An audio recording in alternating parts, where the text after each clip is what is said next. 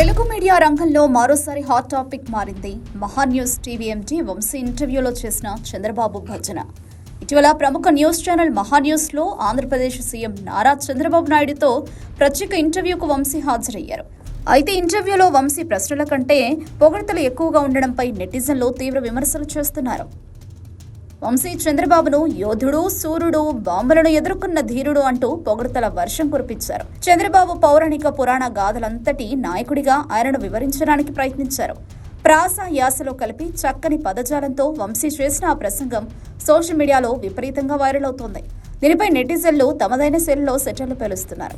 ఇది ఇంటర్వ్యూవా లేక డప్పు కోటవా అంటూ కామెంట్లు పెడుతున్నారు. టాల్కర్ పౌడర్ భజన అంటూ కొంతమంది, వంశీ మహాన్యూస్ కాదు మహాభజన ఛానల్ అంటూ మరికొందరు ట్రోల్స్ చేస్తున్నారు. గతంలో వైసీపీ నేతలు ఈ ఛానల్పై టాల్కమ్ పౌడర్ మీడియా అంటూ వ్యాఖ్యానించిన విషయాన్ని నెటిజన్లు గుర్తు చేస్తున్నారు. వంశీ భజనకు సంబంధించిన క్లిప్స్ వైరల్ కావడంతో దీనిపై రాజకీయంగా కూడా చర్చ మొదలైంది. మున్ముందు మీడియా స్వేచ్ఛ, నైతికతపై దృష్టి పెట్టాలని పలువురు సూచిస్తున్నారు. ఇక ఈ వ్యవహారం మరింత రాజకీయ వేడెక్కించనుంది.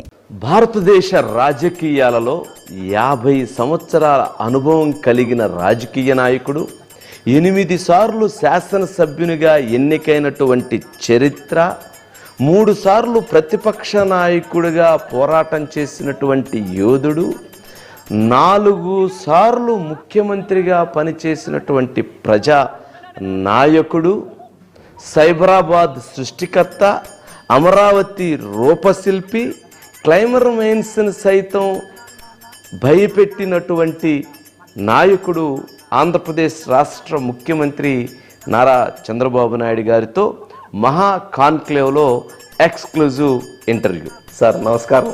నమస్కారం వంశీ గారు. Subscribe to Social TV Telugu for more videos. Hit the bell icon for faster updates.